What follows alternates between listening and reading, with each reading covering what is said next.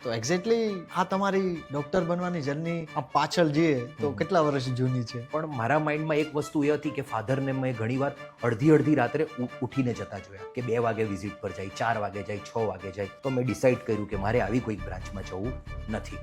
દવાથી તો સારું થતું જ હોય છે, પણ સૌથી વધુ કોમન તમને બધા જ પેશન્ટ્સમાં તમને કઈ કોમન વાત નજર આવતી હોય છે? લોકો એટલું બધું ગૂગલ જોઈ છે, ચેટ જીપીટી જોઈ છે, એટલે દવાના સાઈડ ઇફેક્ટ્સ લોકોને ખબર પડવા લાગી. શરીરના કોઈ પણ ભાગના દુખાવાની જો આપણે કરવી હોય, પેઇનની વાત કરવી હોય, તો એ પેઇન એટલી જ નોર્મલ વસ્તુ છે જે લોકો એવી રીતના લઈ લેતા હોય છે. સિટિંગ બહુ વધારે બેસો છો, sitting is the next smoking. તો બેક પેઇન મેન થવાના કયા કયા કારણો હોઈ શકે અંદાજે? અત્યારે સુરતના બહુ મોટા એડવોકેટનો છોકરો આવ્યો, 100 kgs ડેડ લિફ્ટ લીધી, એની ગાડી આખી ફાટીને બહાર આવી. એ છોકરાને તાત્કાલિક ઓપરેશન કરવું પડ્યું અને 3 મહિના મારી ત્યાં રિહેબ કર્યું. આજે જઈને છોકરો સારો. ઓકે, તમે આ કેમ્પની મને વાત કરી, મને થોડું કહો ને, એ તમે કેવી રીતના કરતા હોય છો? લક્ષ્ય એ છે કે લોકોને જાગૃતિ આવે, અવેરનેસ આવે એ લોકોના શરીર માટે. આપણે ગામડે જઈએ છીએ તો ઘણીવાર હું રસ્તે જતા હોઉં તો અમુક પેલી લેડીઝ જોઈ છે કે આખી આમામ કરીને જાય, એ લોકોના ઘૂંટણ ખલાસ થઈ જાય, પણ એ લોકોને અવેરનેસ નથી કે હું ઘસારો ક્યાં રોકી શકું, હું શું કરું આગળ કે મારો ઘસારો વધે. સાહેબ, કોઈ પણ દુખાવો હોય તરત જ લોકો સજેસ્ટ કરી દેતા હોય છે, પેઇન કિલર લઈ લો, સારું થઈ જાય, અને લેતા હોય છે ને સારું થઈ જતું હોય છે. શું આ દવા લઈ લેવાથી પાછળ કોઈ નેગેટિવ અસર થતી હોય છે? જો પેઇન કિલર લીધા પછી જ્યારે કોઈ પેશન્ટ તમારી પાસે આવે છે તો ઘણીવાર એવું થવામાં આવે છે કે ફિઝિયોથેરાપી એટલે ખાલી કસરત, એટલે એને કસરત કરાવી દેવામાં આવે છે. એક ક્વેશ્ચન મારો એ છે સાહેબ, માથાના વાળથી લઈને પગના પંજા સુધી કેટલા પ્રકારના દુખાવા આવતા હોય છે?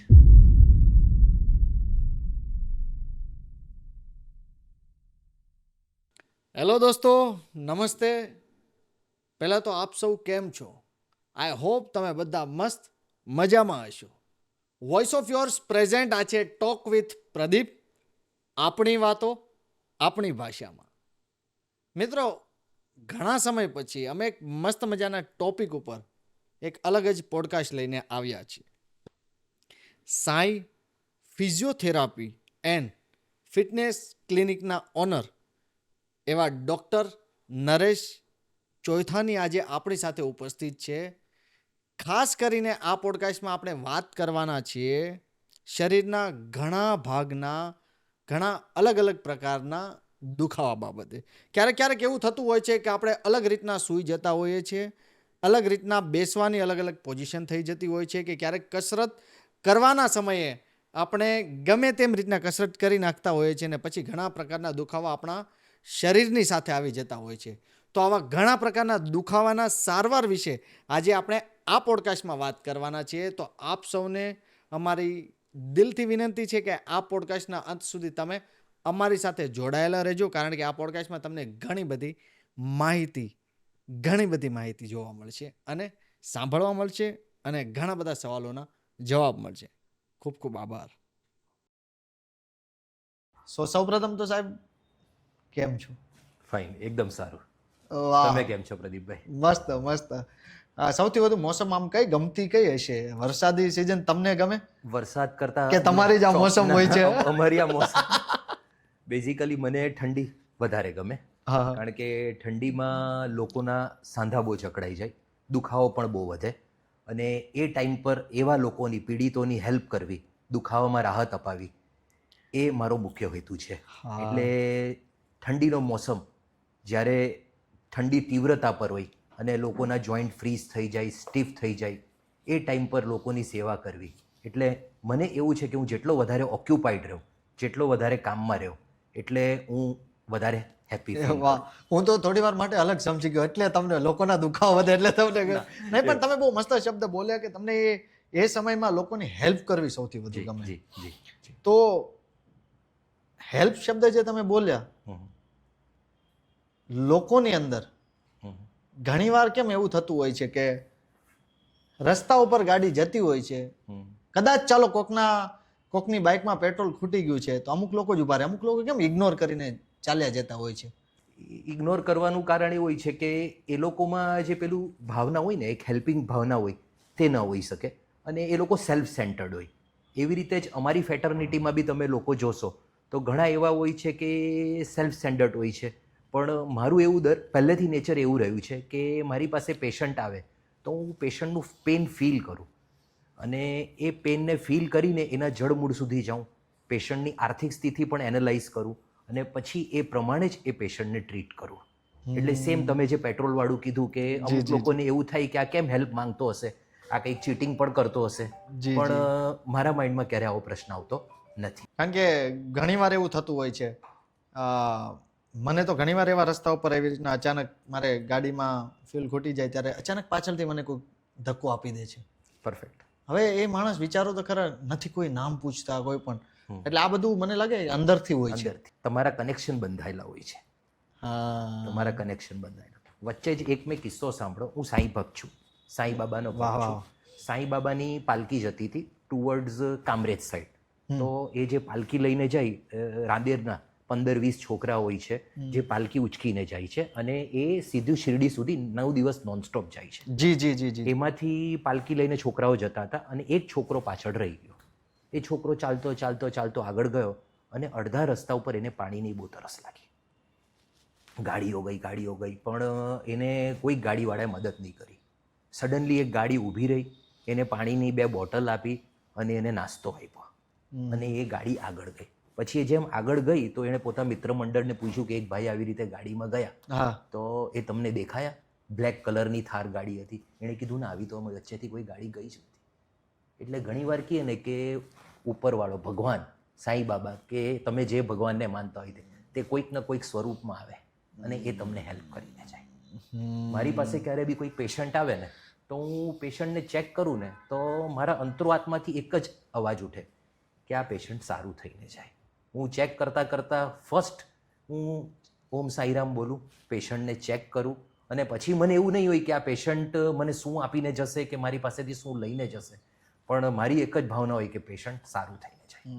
તો સાંઈ બાબા ઉપર આ રીતના આટલી શ્રદ્ધા જે દેખાઈ રહી છે તમારા શબ્દોમાં પણ. જી જી. તો એવું કોઈ ઇન્સિડન્સ બન્યો તો ત્યારથી જ કે પછી પહેલેથી નાનપણથી જ, જ્યારથી સમજતો થયો છું ત્યારથી સાંઈ બાબાને માનું છું. શિરડી રેગ્યુલરલી જાઉં છું. પણ એક કિસ્સો જે મારા જીવન સાથે બહુ અટેચ છે, આજે બી અટેચ છે. મારો એક પેશન્ટ પછી બન્યો. આ વાત છે 2001 કે 2002ની. મેં 2000ના વર્ષમાં મારી ફિઝિયોથેરાપીની પ્રેક્ટિસ ચાલુ કરી. 2001 વર્ષમાં મારી પાસે એક પેશન્ટ આવ્યો. એ અહીંયાથી શિરડી જતો હતો.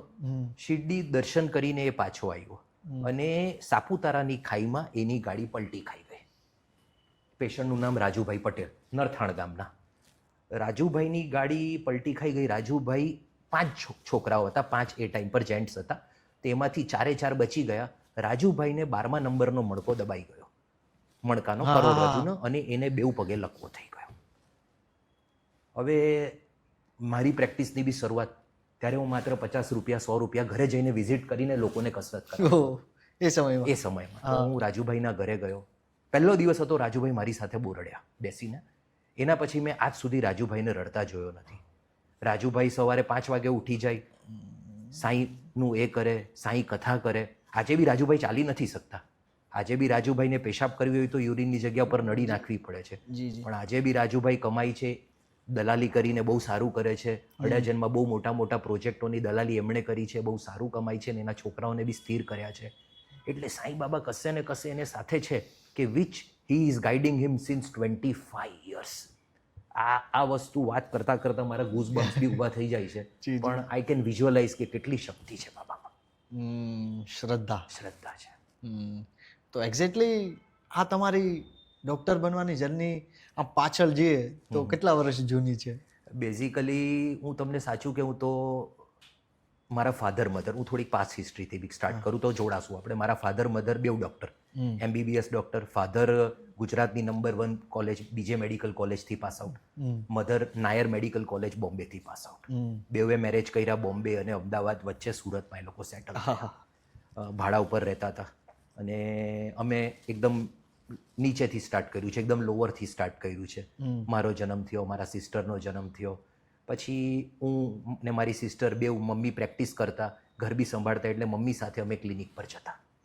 પપ્પાની ક્લિનિક પર જતા ક્યારેક, ત્યાં ક્લિનિક પર જ ભણતા, ક્લિનિક પર જ નાસ્તો કરતા, ક્લિનિક પર જ જમતા. આ રીતે મેં મારા ફાધર એટમોસ્ફિયર તમને ત્યાંથી જ મળવા મળવા માંડ્યું. એટલે ત્યાંના બીજ મારા ત્યારથી જ માઇન્ડમાં આવ્યો. પણ મારા માઇન્ડમાં એક વસ્તુ એ હતી કે ફાધરને મેં ઘણીવાર અડધી રાત્રે ઉઠીને જતા જોયા કે 2 વાગે વિઝિટ પર જાય, 4 વાગે જાય, 6 વાગે જાય. તો મેં ડિસાઈડ કર્યું કે મારે આવી કોઈક બ્રાન્ચમાં જવું નથી. એટલે ત્યારે મને માઇન્ડમાં આવ્યું કે કેમનો ફિઝિયોથેરાપી, કે ઇમરજન્સી બ્રાન્ચ નથી, હું મારા હિસાબે પેશન્ટોને ટ્રીટ કરી શકીશ, રાત્રે હું શટડાઉન કરી શકીશ, મને કોઈક ઇમરજન્સી કોલ આવશે નહીં. આ મારા ડિસિઝનથી મારા ફાધરને બહુ ખુશી નહીં થઈ. મારા ફાધર એવું ઈચ્છતા હતા કે હું બી એમની જેમ MBBS ડૉક્ટર જ બનું. હા, પણ મેં ફિઝિયોથેરાપી કર્યું. પણ મારા છોકરાઓએ મારા ફાધરનું ડ્રીમ પૂરું કર્યું. આજે મારી છોકરી MBBS કમ્પ્લીટ થઈ ગઈ છે અને મારો છોકરો ફર્સ્ટ યર MBBSમાં છે. કદાચ આ ખાલી કહું છું કે ચાલો તમને તો ઉપરથી એક એટમોસ્ફિયર એવું મળ્યું હતું ને તમે એ રીતના જ તમારું ઘડતર થયું. તમારા મનમાં એવું નતું કે મારે એક્ટર બનવું જોઈએ?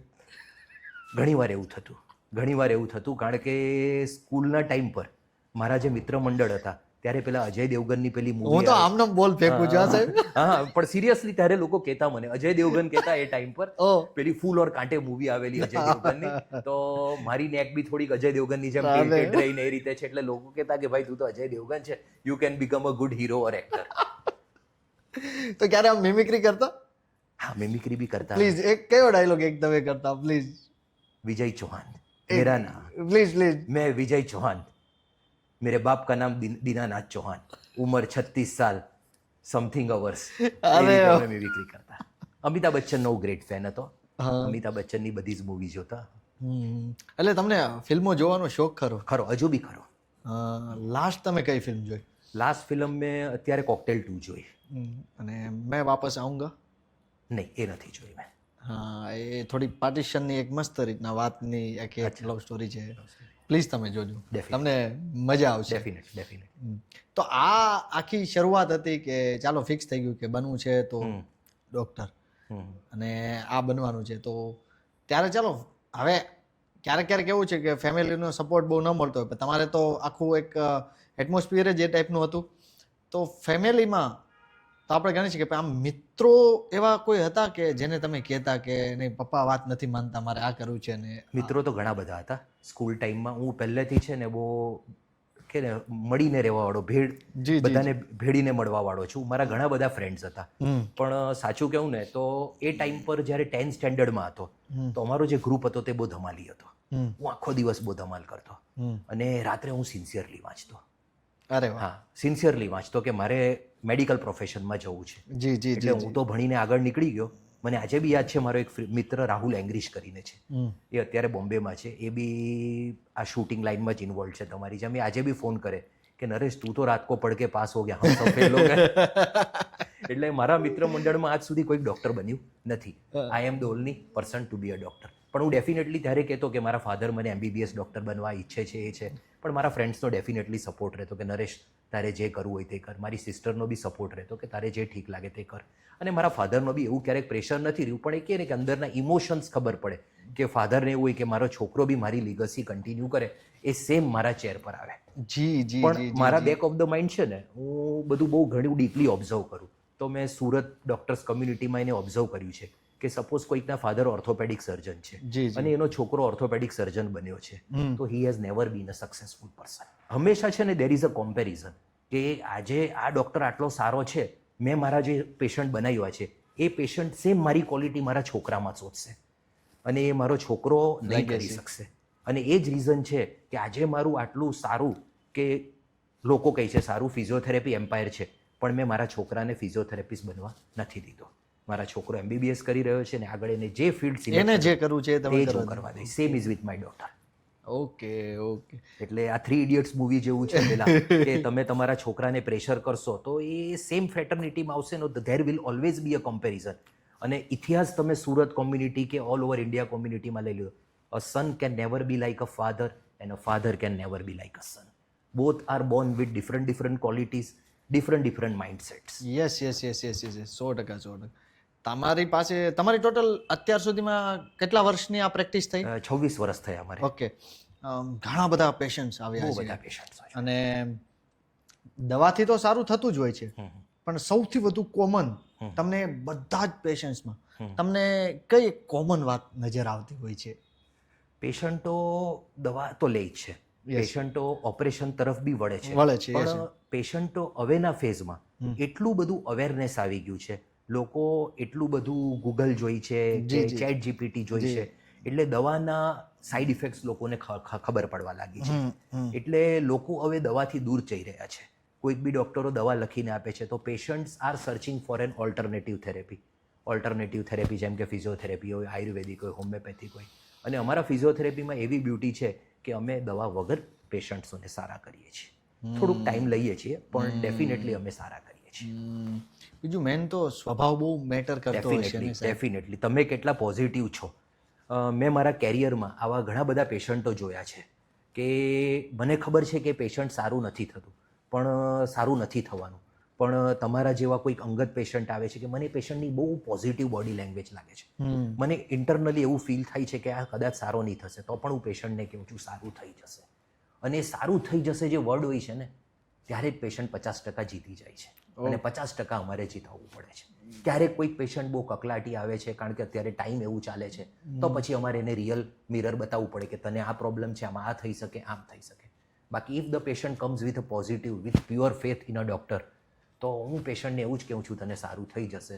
અને with great grace of God અને અમારી થોડી ઘણી મહેનતથી મેક્ઝિમમ પેશન્ટ વગર ઓપરેશને અને દવા બંધ કરાવી દઈએ છીએ અમે. અને આમ એવા નેગેટિવ એનર્જીવાળા પેશન્ટ કેવા આવતા હોય છે? નેગેટિવ એનર્જીવાળા પેશન્ટ સ્ટાર્ટિંગથી જ આવે, ઘણી બધી ફાઇલો લઈને આવે, 10-10, 15-15 ફાઇલ હોય, સુરત, અમદાવાદ, બોમ્બે, બહાર બતાવીને આવીને ફાઇલ મૂકી દે.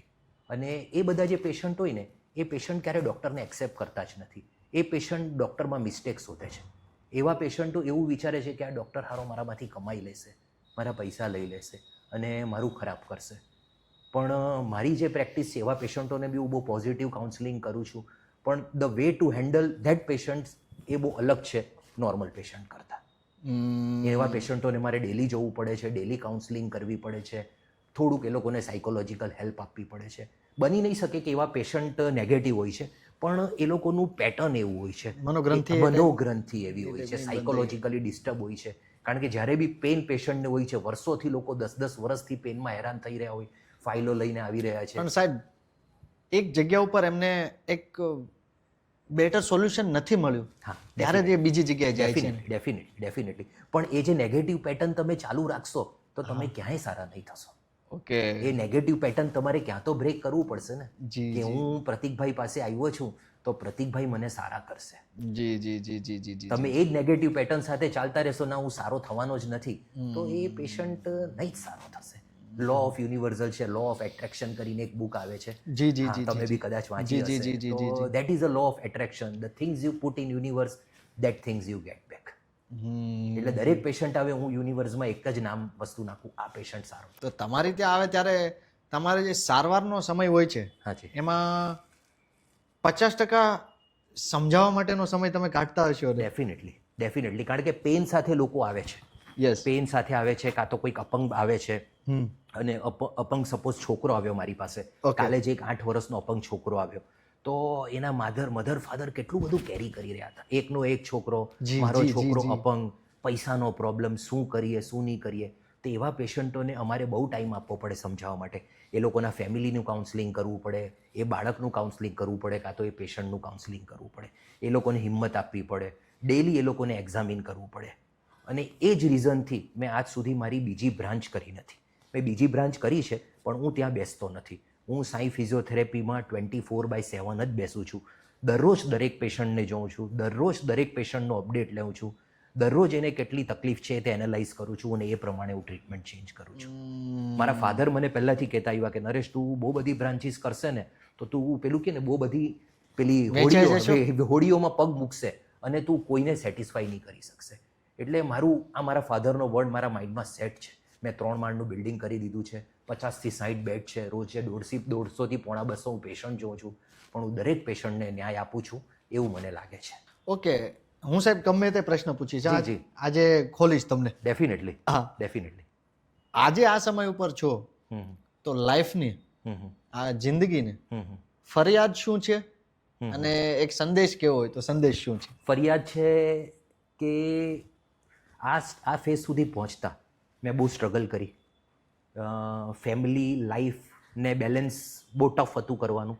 બની શકે કે હું મારા બાળકોને સ્ટાર્ટિંગમાં જ્યારે નાના હતા સમય ના આપી શકે. શક્યો, એ લોકોના કોઈક એન્યુઅલ ફંક્શનમાં નહીં જઈ શકતો.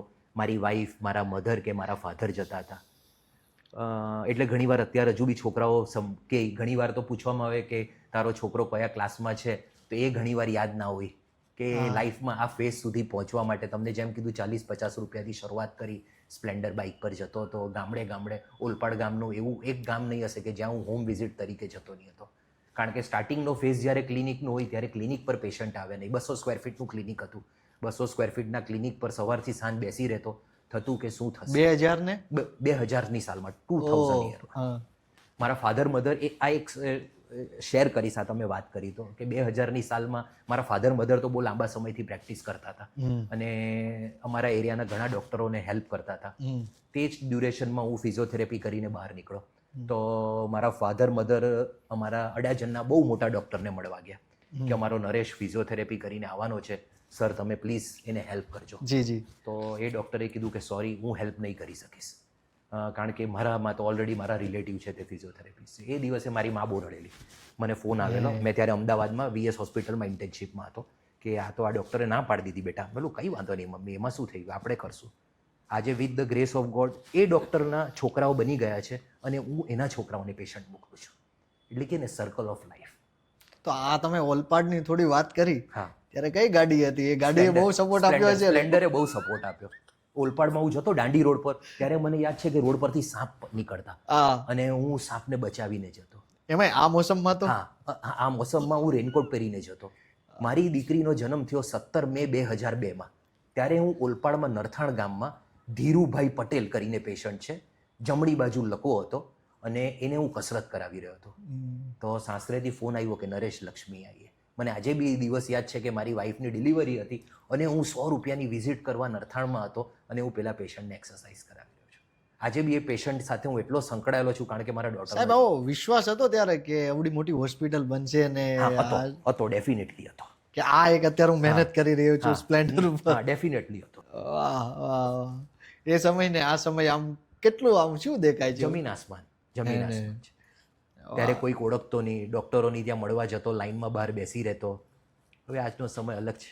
વાહ વાહ વાહ. અને આ જ વસ્તુ છે કે ક્યારે સમય કેટલો સ્પીડમાં જતો રહે ને. તમને પાછળ ચાલો જવા મળે અત્યારે એક એવી તમને કી આપવામાં આવે કે તમારે પાછળ જવાનું છે, કે તમે કયા વર્ષમાં જવા માંગશો? હું જવા માંગીશ બાળપણમાં જવા માંગશો, કોલેજના ટાઈમમાં, કોલેજના ટાઈમ કે પિતા બની ગયા ત્યારે? એટલે કયો કોલેજના ટાઈમ પર. કેમ? કોલેજના ટાઈમ પર એક ત્યાં ફૂલ હતા બધા? હા, ત્યાં ફૂલ હતા. ફૂલ કરતા એવું હતું ને કે એક અલગ જ જીવન હતું. અલગ જ જીવન હતું ભણવાનું. અને કોલેજની વાત કરીએ તો બહુ ધમાલી, એટલો ધમાલી. હા, બહુ જ ધમાલી. ફર્સ્ટ યરમાં હું ગયો અને ફર્સ્ટ યરમાં મેં એટલી ધમાલ કરી એટલે અમારી એક્ઝામિનર આવે. એક્ઝામિનર મને યાદ છે મનોજ સર કરીને, કદાચ સર આ પોડકાસ્ટ સાંભળે તો બી, અત્યારે આણંદ કોલેજમાં ફિઝિયોથેરાપી કોલેજમાં સાહેબ પ્રિન્સિપલ છે. મેં ટાઇટનની ઘડિયાળ પહેરેલી, મારા ફાધરે ગિફ્ટ આપેલી. તો એ ઘડિયાળ गिफ्ट सर बिहारी છે. बोले नरेश ये घड़ी पहना है तुमने? ये तो टाइटन का है, ऐसा घड़ी तो हमारे पास भी नहीं है. तो मैं सर ने कीधું કે સર ले लो आप. તો સર ગુસ્સે થઈ ગયા. સરે મને પ્રેક્ટિકલમાં ફેલ કરી દીધો. ફર્સ્ટ યરમાં મેઇન સબ્જેક્ટમાં એનેટોમીમાં મને બેકલોગ આવ્યો અને એ બેકલોગ લઈને હું ઘરે આવ્યો. પપ્પા બીજે મેડિકલમાંથી પાસ આઉટ. પપ્પાએ મને કીધું કે હારા મેં આટલું સારું કર્યું ને પપ્પાના આંખમાં આંસુ આવી ગયા. એટલે તે દિવસથી નક્કી કર્યો, second year, third year first class અને ફોર્થ યરમાં મેં ગોલ્ડ મેડલ કર્યો. એટલે એ મનોજ સરને થેન્ક યુ છે કે જેણે મને ફેલ કર્યો અને મને ધમાલીથી એકદમ સ્ટુડિયસ છોકરો બનાવ્યો, મજબૂત બનાવ્યો. એટલે ઘણીવાર ઘણા કિસ્સા થાય ને તો એ તમારા લાઈફને ચેન્જ કરવા માટે. હા હા હા. તો એ કયા 5 મિત્રોને યાદ કરશો કોલેજના ટાઈમ? કોલેજના ટાઈમ પર હું કમલ હોરાને યાદ કરીશ. બીજો હતો અનવર હસન હતો, અનવર ખાન હતો, બીજો પિયુષ ભટનાગર હતો અને એક અભિષેક સિંહ કરીને હતો, મુકુલ સિંગલા હતા. એવા ઘણા બધા ફ્રેન્ડ્સ હતા જે અમે સાથે રહેતા. આજે પણ કોન્ટેક્ટમાં ખરા? આજે બી કોન્ટેક્ટમાં છે. મેક્ઝિમમ મારા ફ્રેન્ડ્સ UK, ઓસ્ટ્રેલિયા બધે સેટલ છે, પણ સ્ટીલ વી આર કનેક્ટેડ.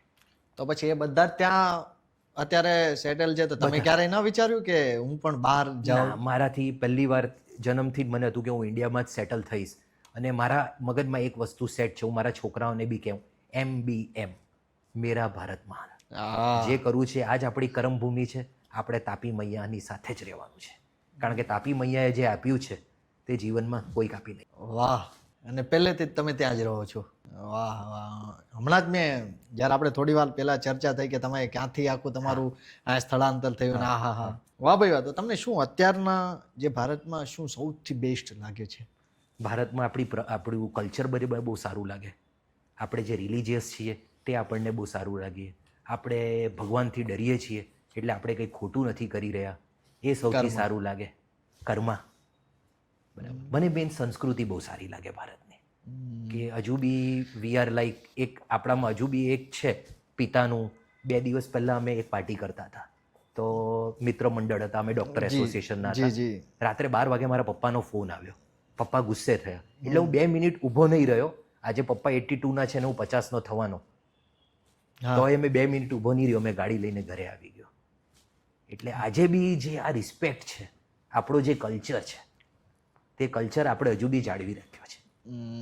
એ ભારતની સૌથી વધારે આપણી જીત ત્યાં જ છે. અને ખાસ કરીને અત્યારે મેડિકલ લાઇનની વાત કરવા જઈએ તો કેટલું તમને લાગે કેટલા ટકા આમ બહુ સુધારા આવી ગયા છે? મેડિકલ લાઇન હવે આપણે બહારના દેશોને ટક્કર આપી શકીએ એવું છે.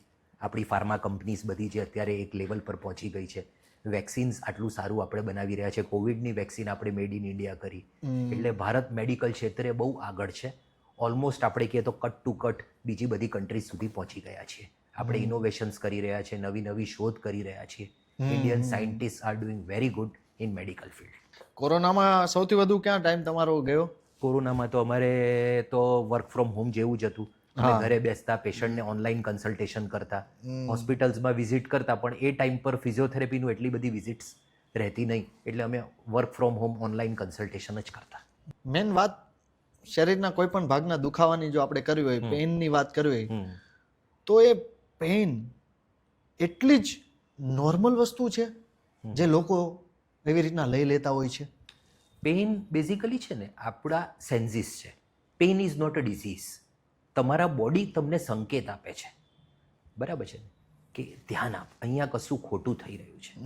Pain is not a disease. Pain is an indication of a disease.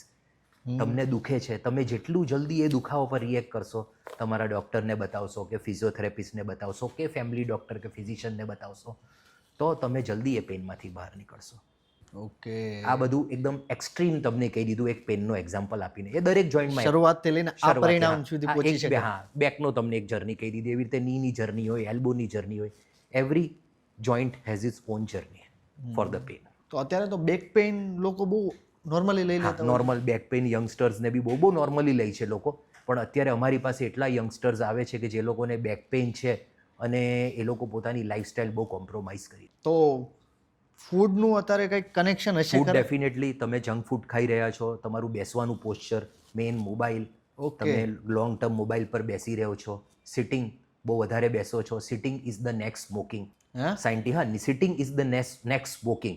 તમે જેટલું સિગરેટ તમને નુકસાન કરે છે, એટલે જેટલું તમે લાંબુ બેસો છો એ પણ તમને નુકસાન જ કરે છે. એક જગ્યા ઉપર. હા. સેમ મોશન પોઝિશનમાં. Is lotion. Motion is lotion. તમે જેટલું ફરશો એટલું તમારા માટે સારું છે. Exercise is medicine. તો તમે એવું માનો છો કે આ જેટલા ફાસ્ટ અત્યારે જે ચાલી રહ્યું છે બધું રીલ્સનો સમય આવ્યો, હા, તો પેઇનનો પણ એટલો વધારો થઈ ગયો છે? બહુ જ વધારો થયો છે. આજે સુરતમાં અમે કેટલા બધા ફિઝિયોથેરાપિસ્ટ છીએ, બધા પાસે પેશન્ટ્સ છે. કેટલા ઓર્થોપેડિક છે, કેટલા કાયરોપ્રેક્ટિક છે. લોકો પેનથી બહુ સફર કરી રહ્યા છે. સૌથી વધુ અત્યારે તમારી પાસે પેશન્ટ કેના આવતા હોય છે? કયા pain? દુખાવાના જ પેશન્ટ. મારું મેઇન પેઇન ક્લિનિક જ છે. હું દુખાવા પર એક્સક્લુઝિવલી વર્ક કરું છું. જી. વર્લ્ડના બેસ્ટ ટેકનોલોજી અમારી પાસે છે. અત્યારે રિસેન્ટલી હું ઇન્ડિયામાં સેકન્ડ રોબોટિક સ્પાઇનલ ડીકમ્પ્રેશન લાવ્યો છું. રોબોટના થ્રુ અમે સ્પાઇનને ડીકમ્પ્રેસ કરીએ અને દુખાવામાં ને એ બધામાં બહુ સારા રિઝલ્ટ આપીએ. ઓકે. બીજી તમારી ત્યાં કઈ કઈ ટેકનોલોજી છે? જેમ મેં કીધું રોબોટિક સ્પાઇનલ Yes, ડીકમ્પ્રેશન okay, છે, એવી રીતે મારી પાસે ની ડીકમ્પ્રેશન છે, ઘૂંટણના ઘસારા માટે છે. એક લેઝર છે હીલ થેરેપિયા કરીને, જે દુખાવો તો મટાડે જ પણ એની સાથે સાથે ડિઝીઝમાં રીજનરેશન બી કરે, જે આખા ઇન્ડિયામાં અમારી પાસે છે, બીજા કોઈ જ પાસે નથી. તો સર આનું 100% પરિણામ? 100% તો નહીં કહી શકું, પણ 95 થી 99% તમને કહી શકું. લોંગ ટાઈમે કંઈક પ્રોબ્લેમ ના આવી છે? ના આવે. એકવાર પેશન્ટ સારો થઈને જાય તો એ અમારી પાસે પાછો નહીં આવે. રિસેન્ટલી પેરાલિસિસના પેશન્ટ બી બહુ વધી રહ્યા છે. મેં recently stroke rehab centre start કર્યું છે. એમાં બી અમે પેશન્ટોને એડમિટ કરીએ છીએ. તમે માનશો નહીં, 20 વર્ષ 30 વર્ષના છોકરાઓ લકવા થઈ જાય છે અને એ અમારી પાસેથી દેશ વિદેશથી ટ્રીટમેન્ટ માટે આવી રહ્યા છે. અત્યારે હું જસ્ટ આવ્યો એ પહેલાં હિન્દુજા પેશન્ટ હોસ્પિટલથી એક પેશન્ટને અમારી ત્યાં શિફ્ટ કર્યો છે. 35 યર્સ ઓફ લેડી. તો અત્યારે લોકોને જે નોર્મલ રીતના બેક પેઇન થતું હોય છે તો એ લોકોને ચાલો તમારા સુધી નથી આવું, કેમ કે ઘણા હું લોકોના પણ પ્રશ્ન ડાયરેક્ટ ડેફિનેટ. તો એ લોકોને તરત સરળતાથી સારવાર કરી શકે તો શું ફેમિલી ડૉક્ટર પાસે જાઓ. ઓકે MBBS જે તમારા ફેમિલી ડૉક્ટર છે એની પાસે જાઓ. They have a very good role. મારા ફાધર MBBS રહ્યા છે, મેં જોયું છે. એ બેક પેનના પેશન્ટો એમણે બી બહુ સારી રીતે ટ્રીટ કર્યા છે. ઇન્જેક્શન આપે કાં તો દવા આપે અને પેશન્ટ સારા થાય છે. ફેમિલી ડૉક્ટરથી સારા નથી થતા તો પછી આગળ ઓર્થોપેડિકને કાં તો ફિઝિયોથેરાપિસ્ટને મોકલે, પછી અમે એ લોકોને સારા કરીએ. અને ડોક્ટર પાસે જ નથી જવું અને ઘરેથી જ સારવાર કરવી છે તો શું કરી શકે? ગરમ પાણીનો શેક કરો, આઈઝ એપ્લિકેશન કરો. ઓકે પણ એ તમારું કોઈક નાનું ડિઝીઝ હોય તો ગરમ પાણીના શેકથી, આઈઝ એપ્લિકેશનથી પેલું કે ને રાઈઝ કરીને અમે કહીએ. Rest, eyes, compression and elevation. તમને કોઈ બી દુખાવો થાય છે તો એને રેસ્ટ આપો, આઈઝ લગાડો, કમ્પ્રેશન માટે કોઈક પાટો બાંધી દો અને સપોઝ લાસ્ટ જે ફૂટ પેન છે કે હેન્ડ પેન છે તો એને એલિવેશન કરો. So rise is the best treatment for pain. હવે તમને રાઈઝથી સારું નથી થતું તો તમારે આગળ વધવું જોઈએ કે કંઈક ના કંઈક વસ્તુ છે કે જે મારે સ્પેશિયલિસ્ટ કાં તો કોઈક ડૉક્ટર પાસે સમજુ છું. હા, તો પછી તમારે એક અલગ ઓપ્શન તમારે ચોઈસ કરવો ચોઈસ પડે. કરો. ઓકે, તો બેક પેઇન મેન થવાના કયા કયા કારણો હોઈ શકે અંદાજે? બેક પેન થવાના મેઇન મુખ્ય કારણ છે એક તો ઉંમર, ડિજનરેટિવ ડિસીઝ કે ઉંમરની સાથે સાથે તમને મણકા ઘસાવા લાગે, મણકામાં કેલ્શિયમ ઓછું થાય અને એના કારણે તમને દુખાવો થાય. બરાબર છે. બીજો કારણ છે તમારી એક્ટિવિટી. તમે બહુ વજન ઉચકો છો કાં તો સ્પોર્ટ્સ લેવો છો, જે most common between 20 to 40 years of એજમાં છે. 20 થી 40 વર્ષની ઉંમર એવી છે ને કે when you are full of energy. તમે ત્યારે તો એનું હલનચલન હલનચલન હોય છે પણ તમે ઝરકી મુવમેન્ટથી શટલ ઉચકી લીધો. તમે જઈને જીમમાં વેટ ઉચકો છો. વેટ ઉચકીને તમે કઈ રીતે ઉચકો છો? તમે બેકથી બેન્ડ થાવ છો, નીથી બેન્ડ થાવ છો અને તમે જ્યારે વેટ નીચે મૂકો છો તો ધીરે ધીરે શ્વાસ છોડો છો. જ્યારે ઉચકો છો ત્યારે ધીરે ધીરે શ્વાસ લેવ છો. 2 ટાઈપના મસલ કોન્ટ્રેક્શન હોય, કોન્સેન્ટ્રિક અને ઇસેન્ટ્રિક. એ તમારા બરાબર રિલીઝ થઈ રહ્યા છે કે નથી થઈ રહ્યા? That plays a very important role. અત્યારે સુરતના બહુ મોટા એડવોકેટનો છોકરો આવ્યો, 100 kgs ડેડલિફ્ટ લીધી, એની ગાદી આખી ફાટીને બહાર આવી ગઈ. એ છોકરાને તાત્કાલિક ઓપરેશન કરવું પડ્યું અને 3 મહિના મારી ત્યાં રિહેબ કર્યું. તો આજે જઈને છોકરો સારો થયો. 100 kgs of deadlift without any personal trainer.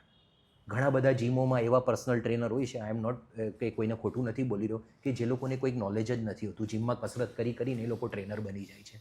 પણ જીમ ટ્રેનરની બહુ મોટો રોલ રહી છે કે તમે આ બધા એજના લોકોને કઈ રીતે એક્સરસાઇઝ કરાવો, કઈ રીતે એ લોકોને પોઝિશન. બીજું સુવાથી પણ આ તકલીફ આવી શકે? હા, ડેફિનેટલી. તમારો પોસ્ચર કેવો છે સુવાનો, તમારી બેડ કેવું છે, તમે કઈ રીતના બેડ, અત્યારે તો ડૉક્ટર્સ મેટ્રેસીસ ને એ બધા આવ્યા છે એના ઉપર સુવો. તમે લોંગ ટાઈમથી રૂના ગાદલા ઉપર સુવો છો ને ગાદલો ઉબડક થઈ ગયો છે, દબાઈ ગયો છે, તો એ પોઝિશન પર તમને કન્ટિન્યુઅસ પ્રેશર આવે છે તો ડેફિનેટલી ત્યાં તમને પેઇન થશે જ. ઓકે, અને એકદમ સ્ટ્રેટ બેડ આવે તો એની ઉપર સુવાથી પણ આવતું હોય છે? એનાથી પણ આવી શકે, પણ એમાં તમે રોંગ પોઝિશન પર સુવો તો, કે પગ ત્રાસો કરીને સૂઈ ગયા, એક પગ તમારો સીધો છે, અપર બોડી તમારી રોટેટેડ છે અને લોઅર બોડી પેલી બાજુ રોટેટેડ છે, તમારી બાયોમિકેનિક્સ બરાબર નથી તો. ઓકે, તો સુવાની આમ સાચી પોઝિશન કઈ છે? લેફ્ટ સાઈડ પર તમે સુવો, એક પગને થોડુંક વાંકું રાખો અને એક પગને થોડુંક સીધું રાખો. ઓકે, અને રિલેક્સ થઈને સૂઈ જાઓ. નાનો તકિયો લેવો, પતલો તકિયો લેવો. ઘણા લોકોને ટેવ હોય છે કે અમે તકિયા વગર સૂઈએ, પણ તમે જ્યારે સાઇડલાઇન પોઝિશન પર પડકે સૂવો છો તો તમારી ડોકી તકિયા વગર આમ પડી જાય છે, તો એ અહીંયા પ્રેશર. તમે સ્ટ્રેટ સૂવો છો ત્યારે તો નથી વાંધો? ત્યારે નથી વાંધો, ત્યારે તમે તકિયા વગર સૂવો તો ચાલે. પણ જ્યારે તમે સાઇડલાઇન પર સૂવો છો ત્યારે પતલો તકિયો, તમારો શોલ્ડર અને નેકનો ડિસ્ટન્સ શુડ બી મેન્ટેન, નહીં તો નેક ડ્રોપ થશે અને તમને ડેફિનેટલી પેઇન થશે. વાહ વાહ, એટલે સુવાથી પણ થઈ શકે. થઈ શકે. અને આ તરત અસર ક્યારેક ક્યારેક નથી દેખાડતા પણ લોંગ ટાઈમ પર દેખાય છે. તરત બી દેખાય છે કે રાત્રે સૂતા હોય ભાઈ ટચક્યું. હા, એ તો ખબર પડી જાય, પછી આવું જ પડે. હા, પણ લોંગ ટાઈમમાં પછી ખબર પડે 2-5 વર્ષે મણકામાં નસ દબાઈ કાં તો મણકો ઘસાઈ કાં તો ગાદીમાં સોજો આવે, એવા બધા symptoms over the time develop થયા કરે. તો આમ સાહેબ એક એવો પ્રશ્ન હતો કે શ્વાસોશ્વાસની કઈ લાગે વળગે દુખાવાને? હા, દુખાવાને લાગે. તમે મોર જો બેઝિકલી દુખાવો જે છે ને, મેં તમને જેમ કીધું કે ઇન્ડિકેશન છે, જી જી તમારા બ્રેનને સિગ્નલ આપે છે. જી જી હવે એ તમારી સેન્સિટિવિટી પર છે કે તમારો કેટલો મનોબળ મજબૂત છે. ઘણા લોકોને એટલો અસહ્ય દુખાવે પણ એ લોકો માનસિક રીતે એટલા સ્ટ્રોંગ હોય ને, તો એ લોકોને દુખાવાનો કોઈ ફરક પડતો જ નથી. આ તો લોંગ ટાઈમે આવે ને પછી હા સામે. હા, લોંગ ટાઈમે સામે આવે. અને ઘણા લોકો માનસિક રીતે એટલા ઢીલા હોય કે જરાક દુખાવો હોય અને એ લોકો બહુ મોટું. તો આ બધું સાહેબ પહેલા તો એટલું બધું કઈ જ નહોતું. આ બધું હમણાં જેટલું બધી વસ્તુ આવતી ગઈ ને એ કેમ ચાલુ થઈ? એ જ સહનશીલતા એક તો લોકોમાં ઓછી થતી ગઈ, લોકોનું ખાનપાન બગડતું ગયું. જી જી મેં જે કીધું, લોંગ સિટિંગ કરવા લાગ્યા, લોકો મોબાઈલનો યુઝ વધારે કરવા લાગ્યા, ડ્રાઇવિંગ વધતું ગયું લોકોનું, લોકો જેમ તેમ એક્સરસાઇઝ કરતા થઈ ગયા.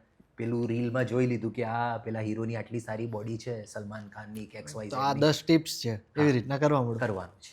એટલે એ બધું યુટ્યુબ પર જોઈને જોઈ છે, પણ યુટ્યુબને ખબર નથી કે તમારી બોડી કેવી છે, તમારા મસલ્સની ક્વોલિટી શું છે, તમારા જોઈન્ટની એન્ડ ફીલ કેટલી છે, તમારો જોઈન્ટ અહીંયા રોકાવો જોઈએ, આ રેન્જથી તમારો જોઈન્ટ આગળ વધવો નહીં જોઈએ. જે જીમમાં કોઈ પર્સનલ ટ્રેનર કાં તો પ્રોપર ફિઝિયોથેરાપિસ્ટ જ એનાલાઇઝ કરી શકે. પણ લોકો જાય છે, એમ જ એક્સરસાઇઝ કરે છે and they are coming up with injury. અને બીજું નેક પેઇન થવાના બીજા કયા કયા કારણો હોઈ શકે? મોબાઈલ ઇઝ ધ એક જ જગ્યા ઉપર એક જ જગ્યા ઉપર જાડા તકિયા, બબ્બે તકિયા, બરાબર છે. ટીવી જોવાનું, બીજું જોરથી છીંક ખાવાની આદત. 2 દિવસ પહેલાં એક પેશન્ટ આવ્યો, દાઢી કરતો હતો અને જોરથી છીંક ખાઈ લીધી, એટલે એને સીધી નેકની ગાદી C5 C6ની બહાર આવી ગઈ અને એટલા સિવિયર પેઇનમાં હતો એ કે અમે પછી એને ટ્રીટ કર્યો. એટલે તમે કઈ રીતે છીંક ખાઓ છો એના માટે બી તમારે પ્રોપર બોડી પોસ્ચરને ટાઈટ રાખવો પડે અને ધેન યુ ટેક અ સ્નીઝ. તમે જેમ તેમ પેલા લોકોને આદત હોય ને, છીંક આમ જોરમાં એટલે આ તમે કીધું ત્યારે ખબર પડી. હા, મોજમાં ખાઈ લીધી, અમારા જ્ઞાનતંતુ ખુલી ગયા છે તો મજા આવી ગઈ છીંકો ખાઈને. ઘણા લોકોને પેલી છીકડી મારવાની આદત હોય છે, પણ એવા બધા પેશન્ટોની પણ ગાદી બહુ. તો સર નાના બીજું એક તમને ધ્યાન દોરીશ કે ઘણા લોકો અત્યારે જ એક થયું કે પેલા સલૂનમાં જાય, પેલું સલૂનમાં તમે આમ સૂઈને એ લોકોના હેર વોશ કરાવડાવો છો. જી જી જી એ બી બહુ કોમન છે કે તમે હેર વોશ કરાવો છો, નેક તમારું એ થાય છે ને પેલો બારબર તમને જોરથી ખેંચે છે, ત્યારે નેક તમારી એક્સટેન્શનમાં જાય છે, ત્યારે પણ સ્લીપ. અને તમને દુખાવો ફીલ થાય છે, બોલતા નથી? હા, બોલતા નથી. ઓકે. હા, તો આમાં સર ક્યારેક એ ટાઈપનું પેઇન થતું હોય છે, ચાલો વ્યવસ્થિત સુવાનું નથી, આપણે રોંગ પોઝિશન ઉપર સૂઈ ગયા છીએ અને દુખાવો થાય છે, અને ચાલો 1, 2 ને 3, ચાલો ચોથા દિવસે સારો પણ થઈ જાય છે, તો શું સાચેમાં એ સારું થઈ જતું હોય છે? સાચેમાં સારું થતું હોય છે ને, કારણ કે મસ્ક્યુલર ઓરિજિન હોય છે, માંસપેશીનું હોય છે. ઓકે. એટલે મસ્ક્યુલર પેઇન હોય તે 72 અવર્સમાં મેક્સિમમ મસ્ક્યુલર પેઇન તમારા રિઝોલ્વ થઈ જાય. મસલ જે સ્પાઝમમાં આવી ગયો હોય એ ધીરે ધીરે રિલીઝ થઈ જાય. અને અમુક કેવો એવો દુખાવો હોય છે હા. જે તમને એટલા દિવસ પછી જો તમે એને ધ્યાન નથી દેતા તો તમારે ડૉક્ટર પાસે જવું જોશે? Maximum 1 week. 1 વીક? હા, 1 વીક સુધી મેક્સિમમ તમે વેઇટ કરો. તમારા ડૉક્ટર પાસે, લોકલ ડૉક્ટર પાસે મેડિસિન લેવો, કે તમે ઘરના બધા અમુક પેલા કહે ને કરો, હા, ઘરગથ્થુ જે ઉપચાર હોય તે કરો. અને જો પછી નહીં સારું થાય તો ડેફિનેટલી તમે તમારા ડૉક્ટરને કન્સલ્ટ કરો. તો અત્યારે જેટલા નાના બાળકો છે હા, એમને અત્યારથી ટ્રીટ કરવા જોઈએ? હા, ડેફિનેટલી. અમે બધા ફિઝિયોથેરાપી અમે કેમ્પ્સ કરીએ છીએ, સ્કૂલોમાં જઈએ છીએ. અમારી પાસે છોકરાઓને જોઈએ છે. ઘણીવાર શું હોય કે છોકરાઓ અત્યારેના જન્મમાં પહેલાં શું હતું કે આપણે બાળક જન્મ થતો ને તો બાળકને ઉઘાડા પગે ચલાવતા. હા, તમે છોકરાઓની વાત લાવ્યા ને એના પરથી આ મને પોઈન્ટ માઇન્ડમાં આવ્યો. ઉઘાડા પગે ચલાવતા. એ લોકો ખેતરમાં રમવા જતા, ઉઘાડે પગે જતા. એ લોકો માટીઓમાં રમતા, તો એ લોકોના જે પગના પંજાનો આર્ચ હોય ને તે પ્રોપરલી ડેવલપ્ડ હોય, બધા પોઈન્ટ દબાતા હોય. પણ હવેના છોકરાઓ અમે જોઈએ, સ્કૂલોમાં કેમ્પ કરીએ કે અમારી પાસે આવે, મેક્સિમમ ચિલ્ડ્રનના ફ્લેટ ફીટ છે. એટલે એ લોકોના પંજામાં આર્ચ જ નથી. આર્ચ વગર એ લોકોના પગના પંજા બેઠા જ પડે છે. એટલે એ જે છે કુદરતી બાયોમિકેનિકલ એક્સિસ જે બોડીની છે, સેન્ટર ઓફ ગ્રેવિટી જે બોડીમાં હોય, જે ડિસ્ટ્રીબ્યુટ થાય તે થતું નથી. એવા છોકરાઓને ઘૂંટણના દુખાવો થાય, કમરના દુખાવા થાય. ઓકે, તમે આ કેમ્પની મને વાત કરી, તો મને થોડું કહો ને, તમે કેવી રીતના કરતા હોય છો અને કેટલા સમય કરતા હોય? કેમ્પ અમે કરીએ મેક્સિમમ. અમારી એક સંસ્થા છે જેનું નામ છે યુનાઇટેડ ફિઝિયોથેરાપી એસોસિએશન. એ સંસ્થામાં અમે 1500થી 2000 ફિઝિયોથેરાપિસ્ટ જોડાયેલા છીએ. ઓકે. એ આજથી 10-12 વર્ષ પહેલાં અમે 3 ડૉક્ટરે મળીને સ્થાપના કરી. હું એનો ફાઉન્ડર મેમ્બર છું. અત્યારે અમે એક ગુજરાત લેવલની કોન્ફરન્સ કરી જેમાં શ્રી હર્ષભાઈ સંઘવી બી પ્રેઝન્ટ હતા. ગુજરાત લેવલના બધા ડૉક્ટર્સ આવેલા એમાં, અને અમે એમાં એક જ્ઞાન લે વેચ કરીએ એમાં. એવી રીતે જ અમે સંસ્થાના ડૉક્ટરો મળીને ઘણીવાર કેમ્પ કરીએ. હું પર્સનલી કેમ્પ કરું. આ બધા ફ્રી ઓફ હોય છે આ સાહેબ? બધા ફ્રી ઓફ ચાર્જ હોય છે. Okay okay. મેન તમારો એનો લક્ષ્ય શું છે? લક્ષ્ય એ છે કે લોકોને જાગૃતિ આવે, અવેરનેસ આવે એ લોકોના શરીર માટે. આપણે ગામડે ગામડે જઈએ છીએ તો ઘણીવાર આપણે, હું રસ્તે જતા હોઉં તો અમુક પેલી લેડીઝ જોઈતી હોય તે આખી આમામ કરીને ચાલતી હોય, એ લોકોના ઘૂંટણ ખલાસ થઈ ગયા હોય, પણ એ લોકોને અવેરનેસ નથી કે હું ઘસારો ક્યાં રોકી શકું, હું શું કરું આગળ કે મારો ઘસારો વધે નહીં. એવા ઘણા લોકો છે ગામડે, ડાંગ જિલ્લામાં કે આબવા જિલ્લામાં, કે જે એટલા ઉમરપાડા બાજુ કે જે એટલા પીડાઈ રહ્યા છે કે એ લોકોને પોતાના ડિઝીઝ માટે ખબર જ નથી. તો એટલીસ્ટ અમે અવેરનેસ આવીએ, એ લોકોને જઈને એક્સરસાઇઝ શીખવાડીએ, હીટિંગ પેડ્સ આપીએ, આઈસ પેક આપીએ, અમુક લોશન આપીએ, અમુક ટ્યુબ આપીએ અને એ લોકોને સમજાવીએ. અને જરૂર લાગે તો અમે અમારા ક્લિનિક પર બોલાવીએ free of. Okay okay okay. તો સાહેબ આ બધા વિચાર, એટલું બધું તમારું તો એક તો રેગ્યુલર જે ચાલે છે એ ચાલે જ છે તમારું જે છે, તો આ બધું કરવા સાથે એટલો બધો સમય મળી જાય છે તમને? ક્યારેક વીકેન્ડ પર સન્ડે હોય ત્યારે જઈ આવીએ, ક્યારેક સેટરડે જઈ આવીએ. ક્લિનિક પર ઘણા બધા પેશન્ટો આવે આવા, ભલે આ રીતે નહીં જઈ શકું, ઘણા ગરીબ પેશન્ટો આવે. અત્યારે મારી પાસે અહીંયા અમરોલીની જ એક છોકરી આવી જેને સ્પાઇનલ કોર્ડમાં જ્ઞાનતંતુમાં હેમરેજ થયું. છોકરીને બેઉ પગે લકવો થઈ ગયો. આજે એ છોકરી ચાલતી થઈ ગઈ છે. આપણે એની પાસે કોઈ જ ચાર્જ લીધો નથી. એના ફાધર રિક્ષા ચલાવે છે. 1 વર્ષ થઈ ગયું. લકવો થઈ ગયો હોય? હા. તો એ સારો થઈ શકે? ડેફિનેટલી સારો થઈ શકે. તમે જેટલી જલ્દી લકવાને ટ્રીટ કરશો એટલી જલ્દી લકવો સારો થશે. એક ગોલ્ડન પીરિયડ કહેવાય લકવા માટેનો, પહેલાં 6 મહિના. જ્યારે તમારા જ્ઞાનતંતુ જે ડેમેજ થયા હોય તે રીજનરેટ થવાની પૂરેપૂરી શક્ય હોય. એટલે દરેક લકવાના પેશન્ટ, મારો મેસેજ પહોંચતો હોય તો પહેલાં 6 મહિના તમારો ગોલ્ડન પીરિયડ છે. તમે એને ટ્રીટ કરો, પ્રોપર ફિઝિયોથેરાપી કેર કરો. અત્યારે ફિઝિયોથેરાપીમાં ઘણી આધુનિક રોબોટિક ટ્રીટમેન્ટ્સ ને બધી આવી છે. જી. અગર તમે કેપેબલ છો કે પહોંચી શકતા હો તો એ ટ્રીટમેન્ટ કરાવો, નહીં તો નોર્મલ ફિઝિયોથેરાપી તમારા વિસ્તારમાં કરાવો.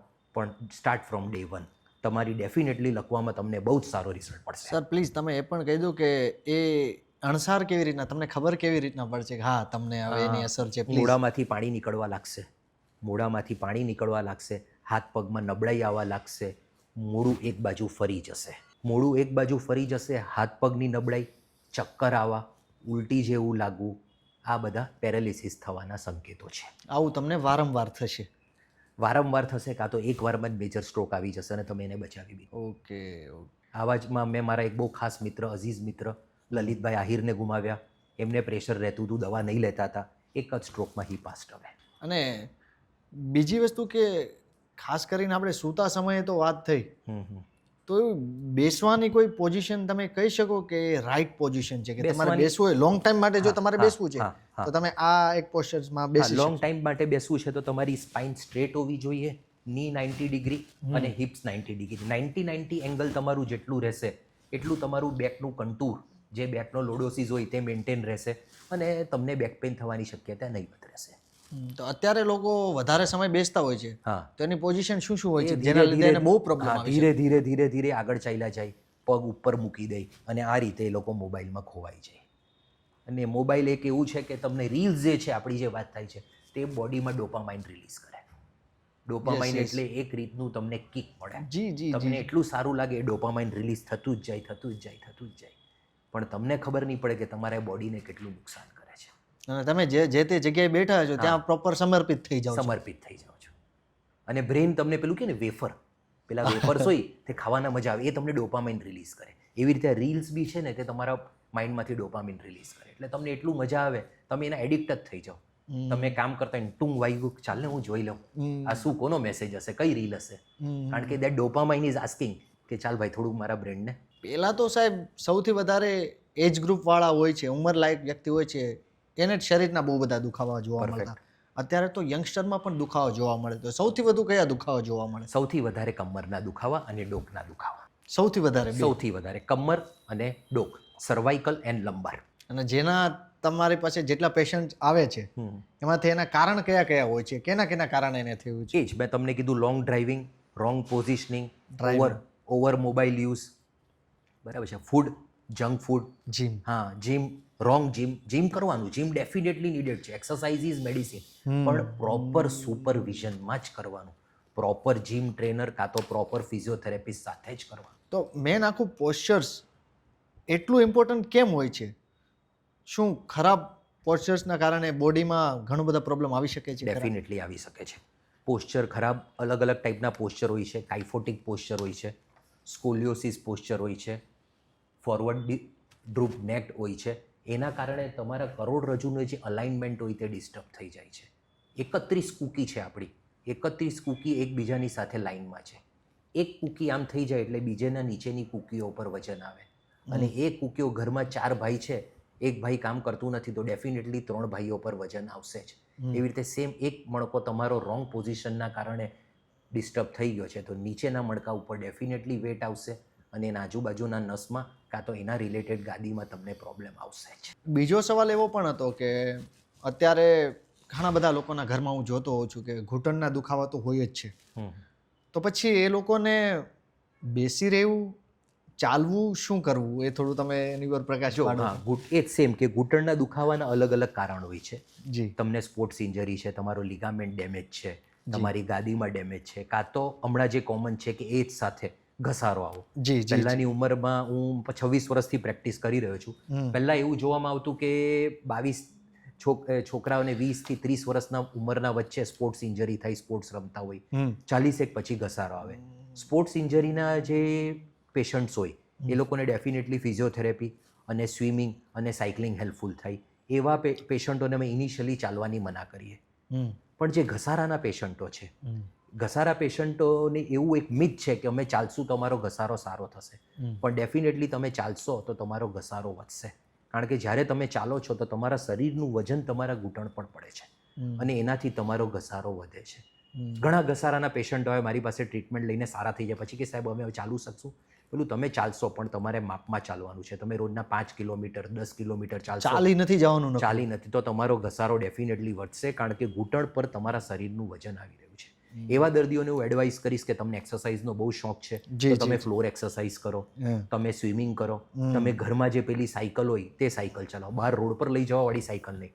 સેમ જે પેલી રોડ પર લઈ જવાવાળી સાયકલ જે છે તમે ચલાવો છો તેમાં તમે તમારા શરીરના વજનને ખેંચો છો. સાયકલ અર્ગોમેટ્રી સ્ટેટિક સાયકલ જે તમે ઘરે ચલાવો છો એમાં તમે સાયકલના સીટ પર બેઠા છો અને તમારા પગ જ એક્સરસાઇઝ કરે છે. એટલે એ લોકોને હોમ સાયકલિંગની એડવાઇસ આપીશ, એ લોકોને સ્વિમિંગની એડવાઇસ આપીશ, ફ્લોર એક્સરસાઇઝની એડવાઇસ આપીશ, ને ઘરે જે કસરત કરવાની ફિઝિયોથેરાપિસ્ટે એડવાઇસ કરી હોય એ એડવાઇસ આપીશ. એ લોકોને હું કહીશ કે બને એટલું ઓછું ચાલો. સાહેબ, કોઈ પણ દુખાવો હોય તરત જ લોકો સજેસ્ટ કરી દેતા હોય છે, પેન કિલર લઈ લો, સારું થઈ જાય, અને લેતા હોય છે ને સારું થઈ જતું હોય છે. શું આ દવા લઈ લેવાથી પાછળ કોઈ નેગેટિવ અસર થતી હોય છે? જો તમે ક્યારેક અઠવાડિયે એક પેન કિલર લીધી કાં તો મહિનામાં એક પેન કિલર લીધી તો તમને કોઈ નુકસાન નથી કરતું. ઓવર ધ ટાઈમ તમે પેન કિલર લ્યો છો તો એ ડેફિનેટલી તમને નુકસાન કરે છે. સેફ પેન કિલર બી હોય છે, એક પેન કિલર હોય છે કે જે નુકસાન કરે છે. એ ડૉક્ટર તમારું ડિસાઇડ કરે કે તમારે કઈ લેવી જોઈએ, પણ long term painkiller definitely તમને કિડનીને, તમને લીવરને નુકસાન કરશે. તો મેન ફિઝિયોથેરાપી અને દવાઓ એ બંનેમાં મેન શું ફરક છે, અને લોકોએ એની પસંદગી ક્યારે, કોની પસંદગી કરવી જોઈએ? બેસ્ટ ક્વેશ્ચન, બહુ સારો સવાલ છે. જો બેઝિકલી મેડિસિન, જ્યારે તમે કોઈ પેન લઈને આવો છો તો મેડિસિન બહુ સિવિયર પેન છે, એક્યુટ પેન છે, તમારાથી ઊભા થવાતું જ નથી, તો એ કન્ડિશનમાં તમને પેન કિલર લેવી જ પડે. કે ડેફિનેટલી ફિઝિયોથેરાપી એક દિવસમાં તમારો અસહ્ય દુખાવો સારું કરવાનું નથી. એટલે સ્ટાર્ટિંગમાં તમે પેન કિલર લો. પેન કિલર લીધા પછી, આ મેસેજ મારા ફિઝિયોથેરાપિસ્ટ મિત્રોને બી છે, પેન કિલર લીધા પછી જ્યારે કોઈક પેશન્ટ તમારી પાસે આવે છે તો ઘણીવાર એવું થવામાં આવે છે કે ફિઝિયોથેરાપી એટલે ખાલી કસરત, એટલે એને કસરત કરાવી દેવામાં આવે છે, અને એ કસરત કરીને જેમ આવે છે તો એનો દુખાવો બીજા દિવસે વધે છે. એટલે એવા પેશન્ટમાં અમે શું કરીએ, આધુનિક લેઝરનું ટ્રીટમેન્ટ આપીએ, કાં તો ફિઝિયોથેરાપીમાં ઘણા બધા ગેજેટ્સ છે, મોડેલિટીઝ છે, અલ્ટ્રાસાઉન્ડ છે, લોંગ વેવ છે, ટેન્સ છે, એ આપીએ. એનાથી અમે પેનને રિડ્યુસ કરીએ, ધીરે ધીરે સોજો કાઢીએ, અને પછી ધીરે ધીરે એને અમે કસરત અંદર એડ કરતા જઈએ. ઓકે. એટલે મશીનોથી અમે સોજો કાઢીએ, દુખાવાને આરામ કરીએ, હળવી કસરત કરાવીએ, પછી ધીરે ધીરે ધીરે એની કસરત વધારતા જઈએ. એટલે આ જે મિથ છે કે ડે 1થી એક્સરસાઇઝ કરાવો તે રોંગ છે. તમે પહેલાં મોડેલિટીઝ નાખો, મશીનો આપો અને ધીરે ધીરે જેમ દુખાવો ઓછો થાય પછી જ તમે કસરતને હાથમાં લેવો. એક ક્વેશ્ચન મારો એ છે સાહેબ, માથાના વાળથી લઈને પગના પંજા સુધી કેટલા પ્રકારના દુખાવા આવતા હોય છે, જે મેજોરિટી અત્યારે તમારી પાસે આવતા હોય છે? માથાના દુખાવાળા માઇગ્રેનના પેશન્ટ્સ આવે મારી પાસે. કાન પર આવીએ તો TM જેવને દુખાવો આવે, બહુ વધારે પાન માવો ખાવાવાળા, બહુ જોરથી બગાસા લેવાવાળા, કાં તો કોઈકને સિવિયર એન્ઝાયટી છે અને આમ દાંત કર્યા જ કરે. ટેન્શન જો તમે સૌથી પહેલાં અહીંયા જ આવે. ઓકે. તમને ક્યારે બી વિચારોના વમણા ચાલતા હોય ને તો જોજો, કાં તો તમારી નેક ટાઈટ હશે કાં તો TM જે ટાઈટ હશે, એટલે એના દુખાવા આવે. બરાબર છે. સર્વાઇકલ આવે, શોલ્ડર આવે, એલ્બો આવે, ટેનિસ એલ્બો, ગોલ્ફર્સ એલ્બો, કાંડાના દુખાવા આવે જે ક્રિકેટ રમતા હોય. નીચે આવીએ તો મણકા બધા દુખાવા આવે, સર્વાઇકલ, ડોર્ઝલ અને લંબાર. હિપ આવે, બરાબર છે, ની આવે, એન્કલ આવે, થંબ આવે, બધું જ આવે. એટલે માથાના વાળથી નીચેથી લઈને દરેક સાંધાનું ઈલાજ ફિઝિયોથેરેપીમાં શક્ય છે. માથાના દુખાવાની તમે વાત કરી, ક્યારેક સાહેબ આપણે થોડી વાર પણ જો માથાનો દુખાવો ચાલુ થઈ જતો હોય છે તો લગભગ આપણે કાંઈ જ નથી ગમતું. હા. તો માથાના દુખાવા સૌથી વધુ અત્યારે થવાના મેઇન કારણ કે ઊંઘ, તમારી અપરતી ઊંઘ, ઇમ્પ્રોપર સ્લીપ. તમે બરાબર ઊંઘ લેતા નથી, સ્ટ્રેસ લ્યો છો, રાત્રે લેટ સુધી ઉજાગરા કરો છો અને સવારે જલ્દી ઉઠો છો કાં તો મોડા ઉઠો છો. તમારી સ્લીપ સાયકલ એવું કહે છે કે તમે રાત્રે 10થી 11માં સૂઈ જાઓ અને સવારે 5થી 6માં ઉઠી જાઓ. એ ટાઈમમાં તમારી બોડી ડિટોક્સ થાય. પણ આજકાલનું જનરેશન રાત્રે 2-3 વાગે ઊંઘે છે અને સવારે 8, 9, 10, 11 વાગે ઉઠે છે. એટલે તમારી સ્લીપ સાયકલ પૂરી નથી થતી અને એના કારણે તમને બોડી પેઇન, માથાનો દુખાવો અને બધું થાય છે. Sleep plays a very important role in recovery of every disease. તમારા દરેક રોલમાં સ્લીપનો બહુ મોટો ઇમ્પોર્ટન્ટ રોલ છે. તમારા સાહેબ, તમારા ક્લિનિક પર આમ નાનામાં નાની એજ ગ્રુપના કેટલી ઉંમરનું પેશન્ટ આવેલું છે અને વધારે ને વધારે એજનું આમ? 2 દિવસનું છોકરું આવ્યું છે. 2 દિવસનું છોકરું જેને હાથમાં ડિલિવરી ઘણીવાર થાય ને તો છોકરું બહાર નહીં આવતું હોય તો એને ફોર્સેપ્સથી ડિલિવરી થાય. ફોર્સેપ્સથી પીંછિયાથી છોકરાને કાઢે. એ છોકરાને પીંછિયાથી કાઢ્યું તો અહીંયા એની નસ દબાઈ ગઈ તો એને એક અબ્સ પાલ્સી કરીને ડિઝીઝ થયું. એટલે એ હોસ્પિટલથી મારી પાસે બીજા દિવસે આવ્યું અને મારી પાસે ટ્રીટમેન્ટ લીધી ને પછી હોસ્પિટલ પાછું ચાલ્યું ગયું. અને 108 વર્ષનું પેશન્ટ બા હતા, તે આવેલા મારી પાસે 108. એમને શું પ્રોબ્લેમ હતો? એમને ઘૂંટણનો દુખાવો હતો, બીજું કાંઈ નહીં? બીજું કાંઈ જ નહીં હતું. બા ફક્કડ હતા, કાઠિયાવાડ બાજુના હતા. She was a very strong lady. તમે પૂછ્યું તું શું એટલા વર્ષ શું એનું ભોજન ને બધું? ભોજન એમનું પ્યોર ભોજન, રોટલો અને શાક કાં તો રોટલો અને દૂધ. ક્યારે એણે બહાર ખાધું નહીં હતું, ક્યારે એણે ચા પીધી નહીં હતી. રાત્રે 10 વાગે સૂઈ જવાનું, સવારે 4-5 વાગે ઉઠવાનું, ઘરના બધા જ કામ કરવાના. બહુ માલદાર પરિવારના, બહુ સારા પરિવારના લેડી હશે, છે એ અત્યારે નથી, સોરી, હશે, પણ શી વોઝ લાઈક કે હું ઘરના બધા જ કામ કરું, ઝાડું પોતું, મારા કપડાં પોતે ધોઉં છું આજની તારીખ. શું બે દિવસનું બાળકનું જોઈને તમને શું ફીલ શું થતું હતું સાહેબ? એ સમયમાં છે ને, મેં તમને કહું કે મેં મારી પ્રેક્ટિસની શરૂઆત હતી 2000ની સાલમાં. તો ત્યારે મેં એવું નક્કી કર્યું હતું કે મારું 200 સ્ક્વેર ફીટનું નાનું ક્લિનિક હતું કે હું બાળકોને ટ્રીટ કરીશ. એ ટાઈમ પર ડૉક્ટર અશોક કાપસે સાહેબ હતા, જે બહુ મોટું નામ છે બાળકોમાં. કોવિડના ટાઈમમાં સાહેબ સેવા આપતા આપતા હી પાસ્ડ અવે. એ મારા મેન્ટર હતા, મારા ગુરુ હતા. તો હું સાહેબને મળવા ગયો કે સાહેબ મારે પીડિયાટ્રિકમાં કામ કરવું છે.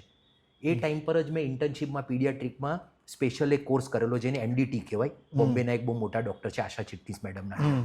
અને નિર્મલ હોસ્પિટલમાં હું બાળકોને ત્યારે એક્સરસાઇઝ કરાવતો. જેમ મેં ક્લિનિક સ્ટાર્ટ કર્યું એટલે મેં પીડિયા પેશન્ટ જોવાના સ્ટાર્ટ કર્યા. એટલે હું મેક્ઝિમમ બાળકોને જોતો હતો અને એ જ દિવસોમાં 2 વર્ષનું છોકરું મારી પાસે ટ્રીટમેન્ટમાં આવતું હતું. ત્યારે જોઈને થતું હતું કે ભગવાન, કુદરત બી કેવું છે કે નાના છોકરાઓને બી આવી તકલીફ આપે છે. આ છોકરું તો સારું થઈ ગયું, અબ્સ પાલ્સીવાળું, પણ મંદબુદ્ધિ બાળકો, મેન્ટલી રિટાર્ડેડ ચાઇલ્ડોને આજે બી હું ટ્રીટ કરું છું અને મેક્ઝિમમ પેશન્ટ પાસેથી હું ચાર્જ લેતો નથી. કારણ કે મારી પ્રેક્ટિસની શરૂઆતના 5 વર્ષ મેં આ બાળકોને આપેલા. એના પછી ધીરે ધીરે હું પેઇનમાં કન્વર્ટ થયો. મને થયું કે હવે મારે કંઈક આગળ કરવું છે, કારણ કે 5 વર્ષ મેં જ કસરતો કરાવી પેશન્ટને.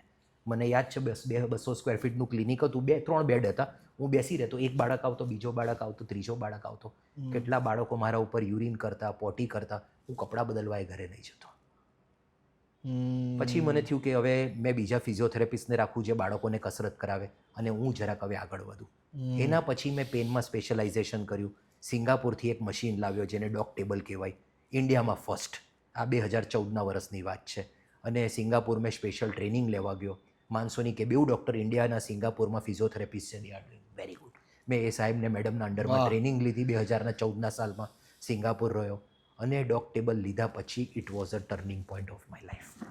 પછી મેં પેનમાં એટલું બધું સંશોધન કર્યું, એવી ટેકનોલોજી, એવી મોડેલિટીઝ લાવ્યો જે ઇન્ડિયામાં બી કોઈ જ પાસે નથી. તો ચાલો સાહેબ, તમે પ્રેક્ટિસ કરતા હો છો ત્યારે આમ ક્યારેય એવું થયું છે, ડર લાગ્યો છે ક્યારે કે કેવી રીતના થશે, હું જે પ્રેક્ટિસ કરું એ સાચું ને સારું થશે કે નહીં? આમ થોડો મનમાં થોડું કે શરૂઆતમાં થતું હતું, જ્યારે કોન્ફિડન્સ નહીં હતો શરૂઆતમાં થતો હતો. પણ હવે એવો ડર નથી થતો.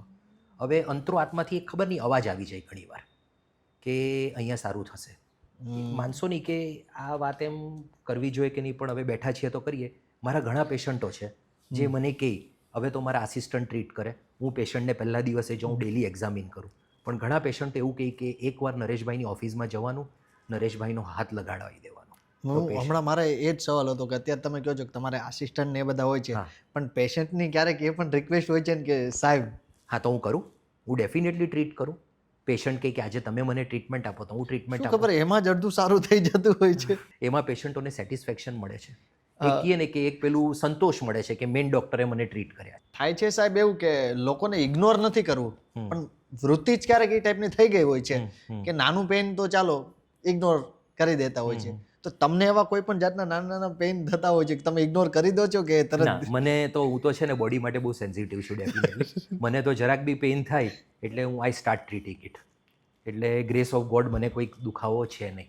ક્યારેક બી કમર દુખે, ડોક દુખે પેશન્ટને ટ્રીટ કરતાં તો હું મારા થેરેપિસ્ટ પાસે ટ્રીટમેન્ટ લઈ લઉં અને 2-3 દિવસમાં એમ ડન. તો આમ નોર્મલ રીતના તમારે આખા શરીરનું તમારે એક બોડીનું ટ્રીટમેન્ટ કરાવવું હોય, યા તો તમારે રિપોર્ટ કરાવવો હોય કે તમારું સારું છે કે નહીં, તો કેટલા દિવસે આમ કેટલા મહિને કરાવવા જોઈએ? મહિને કરાવવું જોઈએ, 3 થી 6 મહિને કરાવવું જોઈએ. એ ટ્રીટમેન્ટ કઈ છે થોડુંક તમે? ટ્રીટમેન્ટમાં તો હવે બધા સારી લેબોરેટરીઝના પેકેજીસ આવે છે. True health checkup, female health checkup.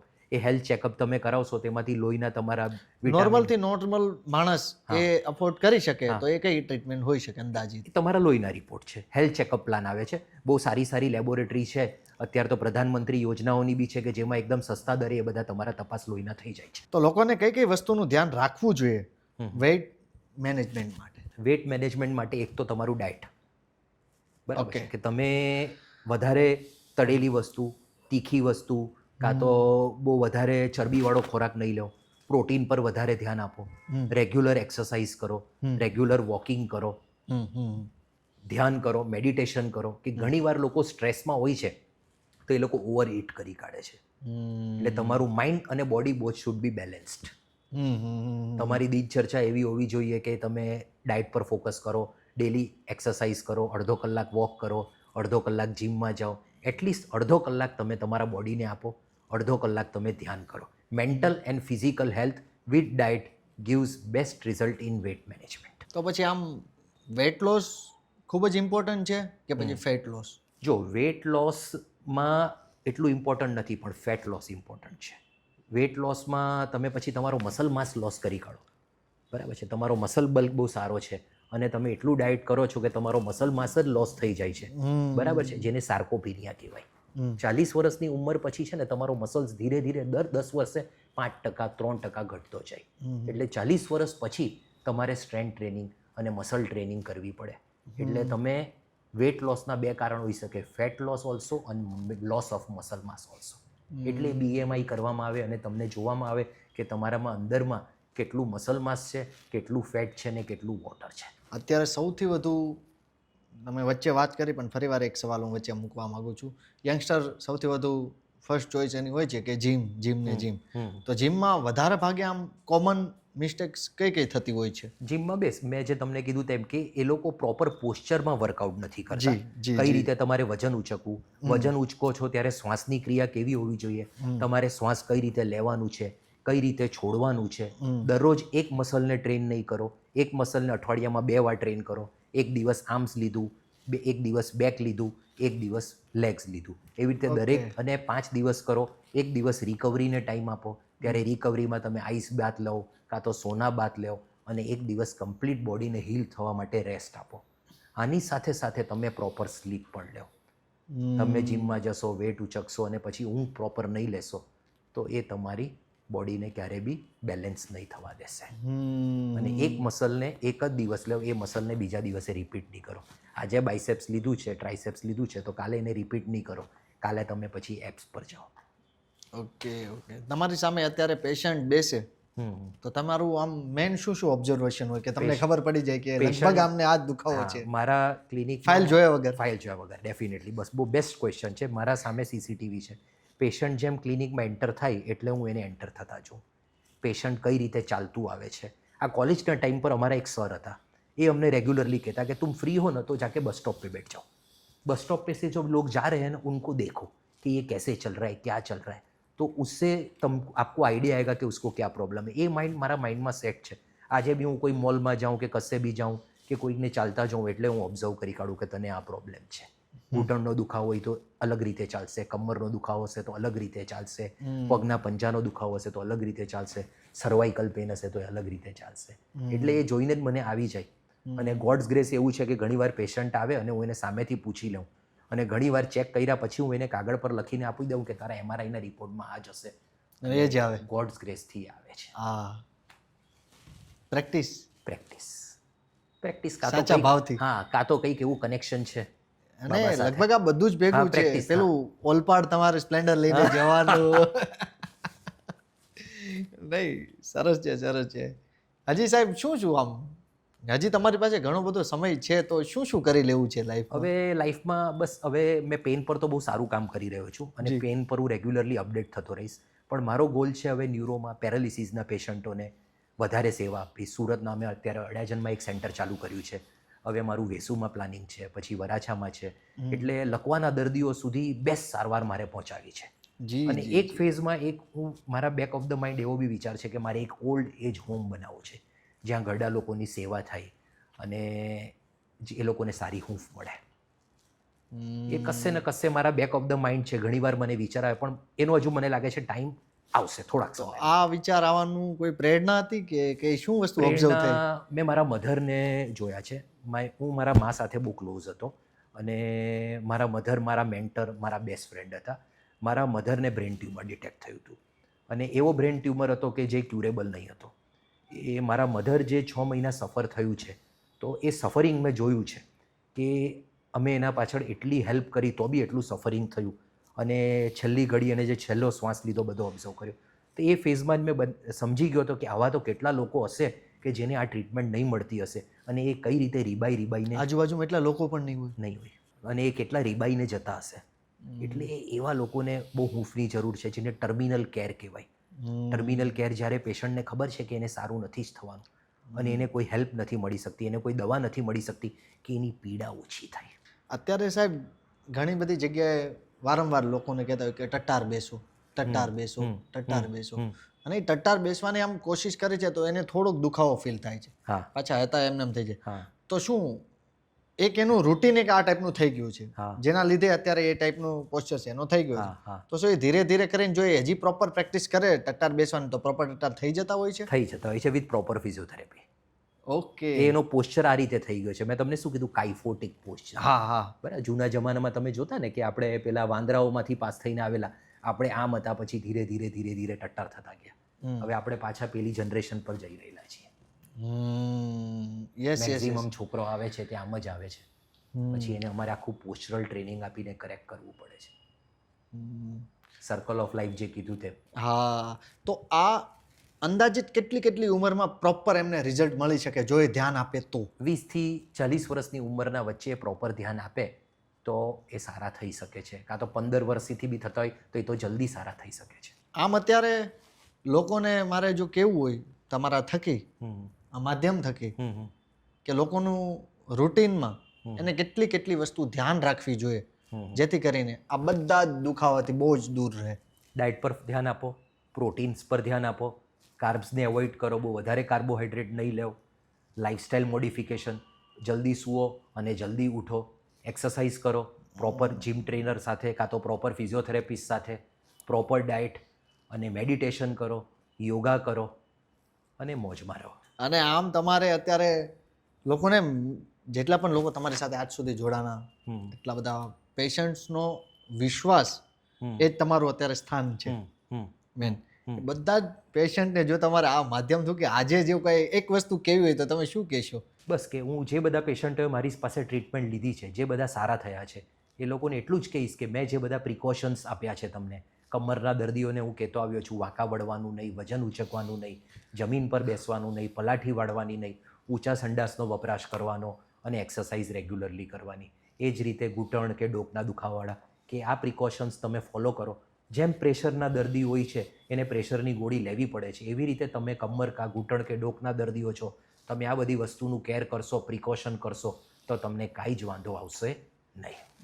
બીજો સવાલ સર, સોરી મારો એન્ડ હતો પણ મને વચ્ચે બીજો સવાલ યાદ આવી ગયો. ઘણીવાર મેં એવું સાંભળ્યું છે કે અમુક એજ પછી એ લોકોને બસમાં સફર કરતા હોય છે કે કોઈ પણ એ ટ્રાવેલિંગ કરતા હોય છે, એમના પગ પ્રોપર કળવા મળતા હોય છે.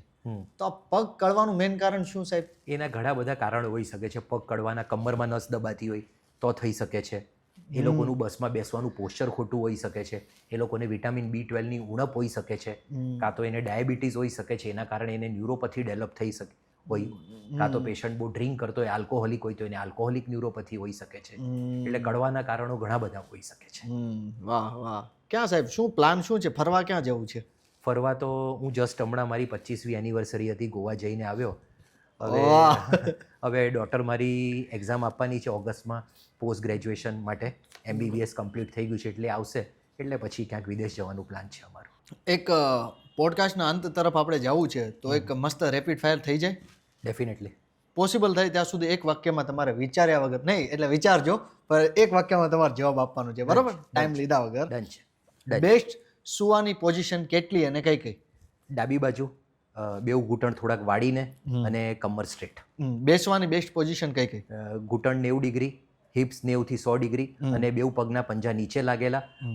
પગના પંજા અગર નીચે નહીં લાગતા હોય તો નીચે એક ચેર પણ મૂકી શકો. ઊભા રહેવાની બેસ્ટ પોઝિશન? સ્ટ્રેટ ઊભા રહેવાના. બેઉ પગ પર વેટ 50% હોવું જોઈએ. ઘૂંટણ સ્ટ્રેટ હોવા જોઈએ. દુખાવા પછી જ ફિઝિયો પાસે જવું જોઈએ? જરૂરી નથી, દુખાવા પહેલાં પણ તમે જઈ શકો છો રિકવરી માટે. MRI, એક્સરે જરૂરી છે ફિઝિયોથેરાપિસ્ટ પાસે એની પાસે જવા પહેલા? જરૂરી નથી. ઘણીવાર ફિઝિયોથેરાપી ક્લિનિકલ અસેસમેન્ટથી પણ ડાયગ્નોઝ કરે છે અને એક્સરે કા MRIની જરૂર પડતી નથી. આરામ કરવાથી દર્દ દૂર થઈ જતા હોય છે? એ મિથ છે. આરામ કરવાથી મસલ્સ તમારા વીક થાય છે. ઇનિશિયલી થોડાક ફેસ પર આરામ કરો, પણ એના પછી તમારે એની મૂવમેન્ટ, ગાર્ડેડ મૂવમેન્ટ બહુ જ જરૂરી છે. ટચા ક્યાં ફૂટી જવા પછી સારું થઈ જતું હોય છે ખરા? એ એક મિથ છે, એ ખાલી ગેસ છે જે તમારા સાંધામાંથી રિલીઝ થાય છે. બધા જ દર્દની સર્જરી જરૂરી છે? ના, જરૂરી નથી. બહુ એડવાન્સ સ્ટેજ હોય તો જ સર્જરીની જરૂર છે, બાકી ફિઝિયોથેરાપીથી સારું થઈ જાય. તમારા મત અનુસાર પ્રેમ શું છે? આ તો રેપિડ ફાયરમાંની આ એક બહુ લાંબો જવાબ રહેશે. કેવું તો છે. પ્રેમ એક એવી ભાવના છે. પ્રેમ એવું જરૂરી નથી કે તમે કોઈક ફિમેલને કરો કે મેલને કરો કે કોઈક બાળકને કરો. પ્રેમ તમે તમારા પેશન્ટને પણ કરી શકો છો. પ્રેમ તમે કોઈને પણ કરી શકો છો. પ્રેમ એક એવી ભાવના છે કે આજે પ્રતિકભાઈ તમારી સાથે બેઠો, મને એટલી લાગણી ફીલ થઈ કે હું પહેલા બેઠો તો વિચાર્યું કે અમારો ફર્સ્ટ પોડકાસ્ટ છે, હું કરી શકીશ કે નહીં, પણ આપણે એટલી પ્રેમથી વાત કરી. પ્રેમ એક કનેક્શન છે. જી. તમે કઈ રીતે એકબીજા સાથે કનેક્ટ થાઓ છો, એકબીજાને કેટલું સમજો છો, એકબીજા સાથે કેટલું લાગણીપૂર્વક રહો છો, એ સાચો પ્રેમ છે. તો પછી પ્રેમમાં દર્દ શું છે? પ્રેમમાં દર્દ એ છે કે તમે એક્સપેક્ટેશન સામેવાળાના પૂરા નથી કરી શકતા, સામેવાળાને સમજી નથી શકતા, કાં તો સામેવાળાને તમે એક ટાઈમ પર એટલું બધું આપી દો છો અને એક ટાઈમ પછી તમે એને એટલું આપી નથી શકતા. એ દર્દ છે કે તમે એની કન્સિસ્ટન્સી મેન્ટેન નથી કરી શકતા. એ જ દર્દ છે. રેપિડ ફાયરનો લાસ્ટ એ મારો ક્વેશ્ચન છે કે શરીરના અને જીવનના બધા દુઃખથી દૂર રહેવા માટે શું કરવું જોઈએ? હસતા રહેવું જોઈએ, ફરતા રહેવું જોઈએ, મિત્રો બનાવવા જોઈએ. જેટલા તમે મિત્રો બનાવશો, જેટલું તમે એ લોકો સાથે કનેક્ટ થશો, જેટલું બહાર ફરશો, તમે તમારા રૂટીન લાઈફને, કમ્ફર્ટ ઝોનને બ્રેક કરશો, એટલા તમે બહાર નીકળશો. તમને તમારી શરીરની પીડા બહુ ઓછી લાગશે, પીડા લાગશે. ફોકસ. માઇન્ડના ફોકસને ચેન્જ કરો. અંતમાં પોડકાસ્ટના અંતે તમારે બધા જ લોકોને એક સંદેશ આપવો છે તો તમે કયો આપશો જે તમને અત્યારે સાંભળી રહ્યા છે? લોકોને પ્રેમ કરો, લોકો માટે પોઝિટિવ જ વિચારો, જેટલું થાય એટલું લોકોની હેલ્પ કરો, એ લોકોની સહાયતા કરો. જીવનમાં બહુ જ મજા આવશે. જીવન જીવવાની પણ બહુ મજા આવશે. જ્યારે તમે નેગેટિવ પાર્ટ પોતાના લાઈફથી કાઢી કાઢશો અને બધા માટે પોઝિટિવ વિચારશો તો જીવન જીવવાની કોઈક અલગ જ મજા છે. વાહ વાહ સાહેબ, હું લગભગ આ 3 મહિના પછી આ એક પોડકાસ્ટ કરું છું, એટલે મને પહેલે હતું કેવી રીતના થશે, કેમ થશે, થાય આજે ડર લાગે. પોડકાસ્ટ શરૂ થવા પહેલા મને ડર લાગે જ છે, પણ બહુ મજા આવી, સાચે બહુ મજા આવી. અને ઘણા બધા એવા પ્રશ્ન લોકોના હોય છે જે બહુ સામાન્ય હોય છે, પણ એવું થતું હોય છે કે આ તો કેમ પૂછવી, કેમ નહીં. એ ઘણા બધા મેં કવર કરવાની આજે કોશિશ કરી.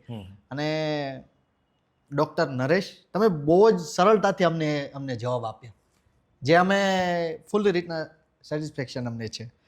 તો ફરીવાર મારા વતી, મારી ટીમ વતી તમારો અમે દિલથી આભાર વ્યક્ત કરવા માગીએ છીએ કે તમે આવ્યા અને મજા કરાવી અને સમજણ આપી. એક હજુ હું મેસેજ આપવા માંગીશ પ્લીઝ. મારા ફિઝિયોથેરાપિસ્ટ ફ્રેન્ડને. જ્યારે મેં પણ પ્રેક્ટિસ શરૂઆત કરી તો હું બહુ એકલો ફીલ કરતો કે મારી સાથે કોઈ જ નથી, હું બહુ સ્ટ્રગલ કરી રહ્યો છું, હું કઈ રીતે આગળ વધીશ. પણ ધીરે ધીરે ધીરે ધીરે રસ્તા ખુલતા જશે, એટલે તમે પકડી રાખજો. Don't lose hope, keep working, definitely success તમને મળશે.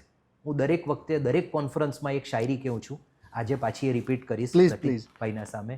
હમ તો અકેલે હી ચલે થે ગાલી બે મંઝિલ, હમ તો અકેલે હી ચલે થે ગાલી બે મંઝિલ, લોગ આતે ગए, લોગ जुड़ते गए और कारवा बनता ગયા. વાહ ભાઈ વાહ, વાહ ભાઈ, ખૂબ ખૂબ આભાર તમારો.